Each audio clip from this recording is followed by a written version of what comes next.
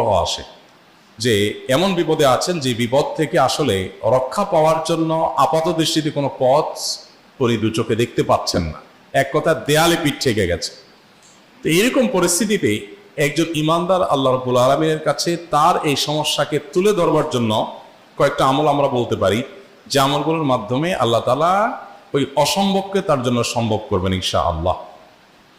এবং এই আমলগুলো চর্চা আমার জীবনে আমি করে দেখেছি, এগুলোর প্রয়োগ করে দেখেছি, আমলগুলো করে দেখেছি। আলহামদুলিল্লাহ, যেখানে মনে হয়েছে এই সমস্যা বাহ্যিকভাবে সমাধানযোগ্যই না, আল্লাহ তাআলা সেটাকে অলৌকিকভাবে সমাধান করেছেন। এবং আমার জন্য বহুবার আমি দেখেছি। এরকম 4টা আমল আছে যেগুলো আমরা কোনো বিপদে পড়লে, নারী হোক, পুরুষ হোক, পারিবারিক হোক, আর্থিক হোক বা নিরাপত্তা সংশ্লিষ্ট হোক, যে কোনো সমস্যা হোক, যদি আপনার মনে হয় যে দেয়ালে পিঠ থেকে গেছে, কেউ কিছু করতে পারছে